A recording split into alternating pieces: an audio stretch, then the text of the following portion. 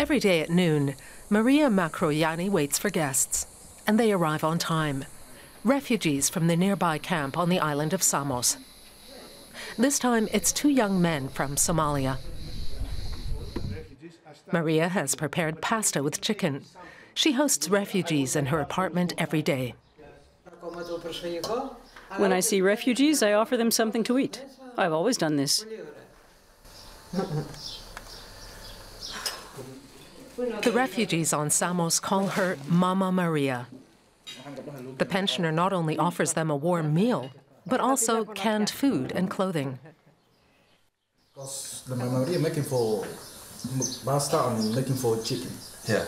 It's better than the main problem here for camp is very people sometimes fighting. Sometimes you cannot get for food. Sometimes. 3 years ago, Maria and her husband Mikalis were honored for their willingness to help. Back then, they owned a tavern at the beach where refugees could get a free meal.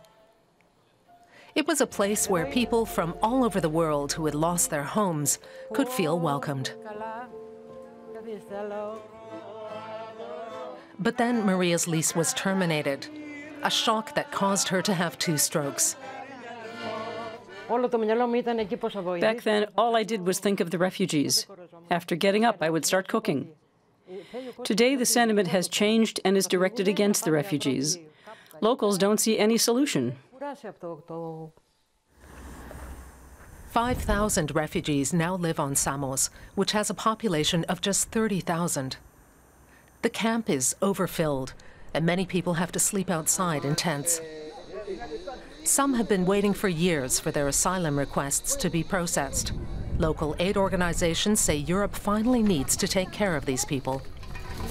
In order also to ensure that human lives are not lost at sea, but also that all asylum seekers who flee persecution receive access to asylum in decent reception conditions. I'm not a politician. But Samos tells a different story. We're not allowed to enter the camp, but we meet Mohammed again, and he uses his phone to film inside. Children are playing next to rats in indescribable hygienic conditions. There is only one doctor for 5,000 people here. It's jungle. It's a very complicated situation here. From when you come in, new arrivals here, they don't have any space. Sometimes we don't have any lights. Sometimes we don't have any water. Life at the port of Vati has changed too. Germany has sent a Coast Guard ship for support, but that has hardly helped. Many Greeks feel Europe has forgotten them. They're appalled that some EU states are refusing to take in any refugees at all. The other countries should open their borders in order for these people to move on, or the traffickers who brought them here should take them somewhere else. These people are stuck here. That doesn't work. We want our lives to be the way they were before. Mikalis shows us his former tavern. Maria doesn't like to return to the place she was driven out of because of her support for the refugees. That was 3 years ago. Her husband still remembers how it all began. We planted a few tomatoes, and we saw a refugee pick and eat them. That's when we understood that they were hungry, and Maria, who has a kind heart, started cooking for them.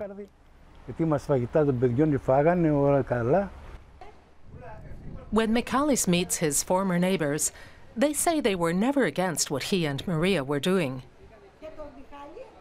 But they are bothered by so many foreigners from Africa coming to the beach to swim.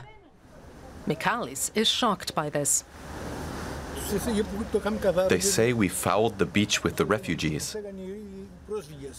even though we always took care to keep it clean. It's much dirtier now. Living conditions in the refugee camps on the Greek islands are getting worse by the day.